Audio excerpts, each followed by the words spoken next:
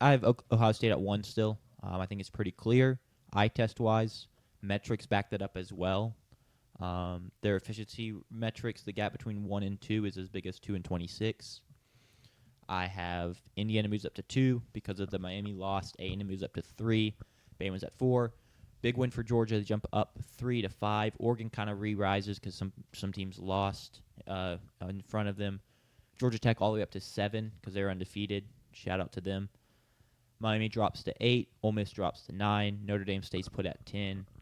Oklahoma up to 11. Vandy up to 12. Texas Tech at 13. Virginia 14. Missouri rises a little bit to 15.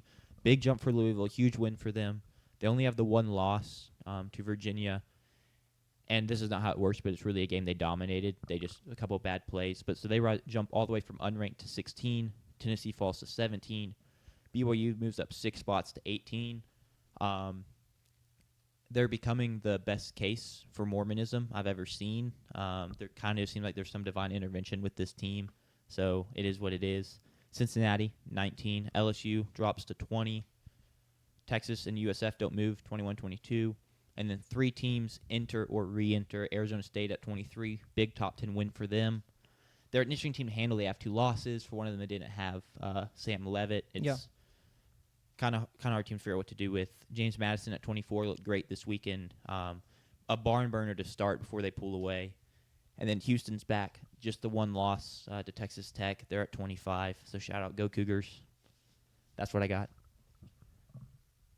No issues. Okay. We have 8 teams ranked the same, including the top 5. And then we have 15 teams that are essentially ranked the same. Cool. Only 1 spot difference. So I've got no issues personally. I wanted to put Houston in, but I put someone else in just because Texas Tech lost this weekend. That's fair. Cool. But I like the rankings. Sanders. No, I'm good. We can go ahead and get into yours since they look similar. See, that doesn't make sense considering your top 25. But He's a little more Passive?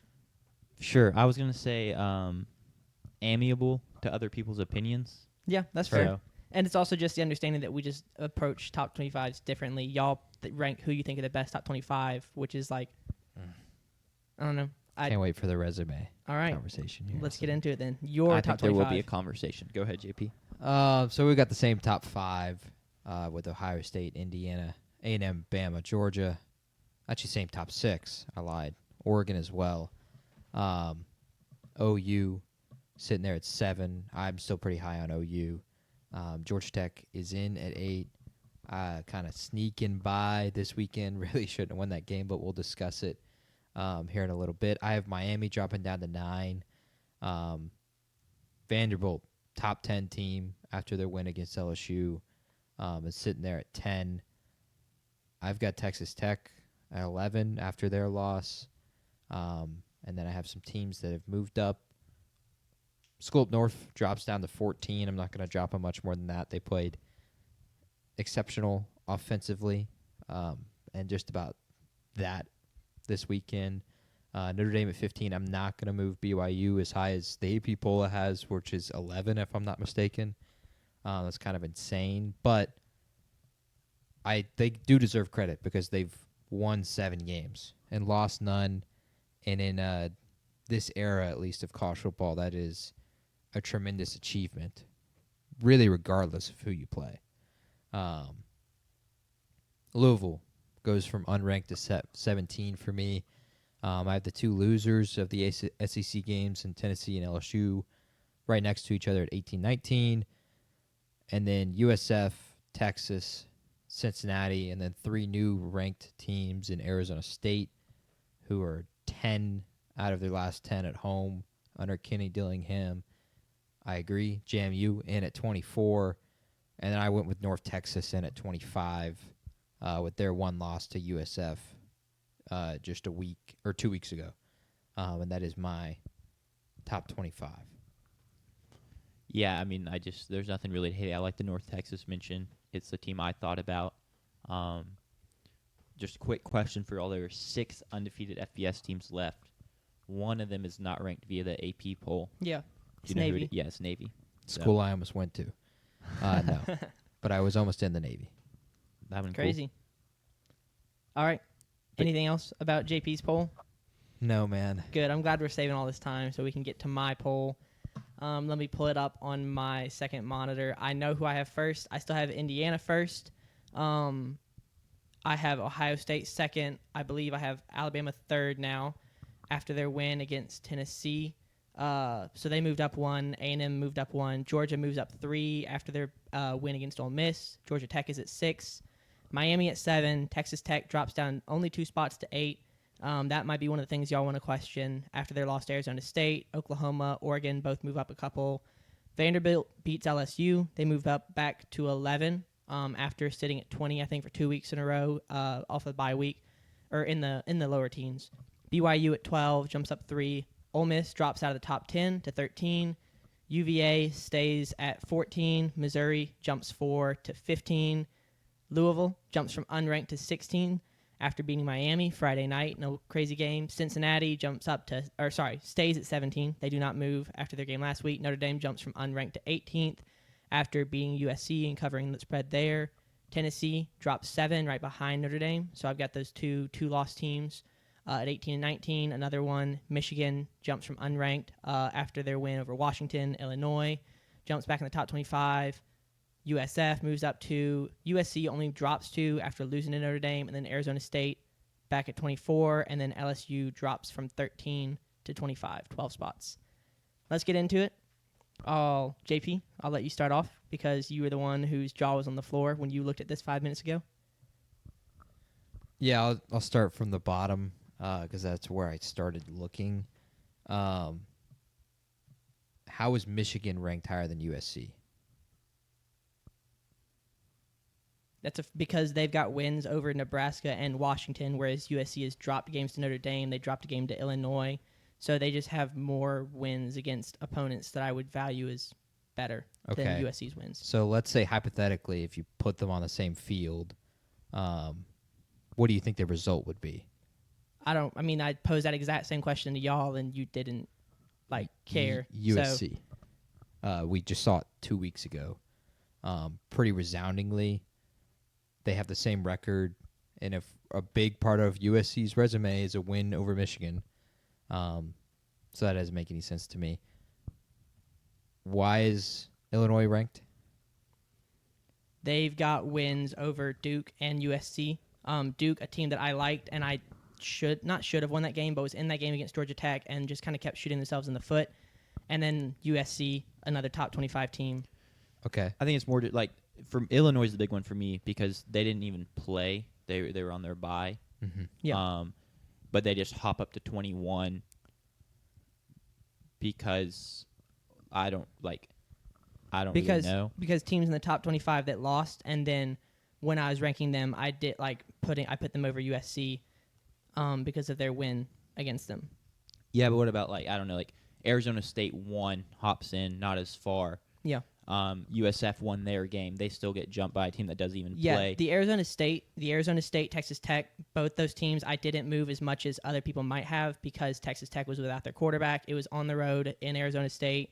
I think it was they won by 4, so it was a super close game. So it wasn't like Arizona State came in and dominated. They did it against a backup quarterback. Yeah, I mean, I will say I feel like we've known Will Hammond to play pretty well, and there's just a lot of other pieces of that Texas Tech team that's pretty dominant. Yeah. So to beat them still is pretty impressive. And once again, Illinois didn't beat anyone this week. In fact, their best win lost a game. So their resume kind of low-key got worse over the weekend. Yeah, in my opinion. Which is an argument you stand by. Clearly, since you have Oregon at 10, and you've said multiple times that the Penn State continuing to lose makes their win look worse. Yeah. So that I just don't think that helps your Illinois argument whatsoever. Yeah, it's insane to have Illinois in there at 21. The only argument that makes sense is them being above USC, but neither should be ranked if we're going to be completely honest. I'm also I'm confused how Vanderbilt isn't higher for the second week in a row. Yeah. Considering how high you had them early on in the season when they hadn't had that big resume win at the moment. Yeah, And there's now still, they do, yeah, but they haven't even gotten higher than where they were in a weekend where teams lose, like Miami and Texas Tech, yeah. to unranked opponents. There are a lot. So early when I think I know I had them top 10 earlier in the season, but that was before a lot of teams had played, like started playing conference matchups and those in conference top 25 matchups. And so there's a lot of the teams at the top 10, like I still think Oklahoma's a good team. They lost to Texas. John Mateer was playing with an injury. Who knows how much that determined the outcome of that game. But like You don't have Texas ranked. no. and Vandy's won losses to as at number 3 Alabama, and then they have a win over ranked. Well, I guess Oklahoma Still beat ranked. Michigan. So in Sanders' eyes, they both have ranked wins. Yeah. But I just feel like Vandy's resume is better than Oklahoma's. Yeah. Oklahoma's got wins over Michigan, Auburn, South Carolina. Vanderbilt has wins over LSU and South Carolina. So yeah, I mean they're 2 spots apart, so they're yeah, right it's there. nitpicky. I won't lie. Anything else, JP? Ohio State should be number 1. They still should be. That's not really an argument that I think can be made for Indiana to be higher than Ohio State. Tucker asked, does Oregon have a better resume than Vandy?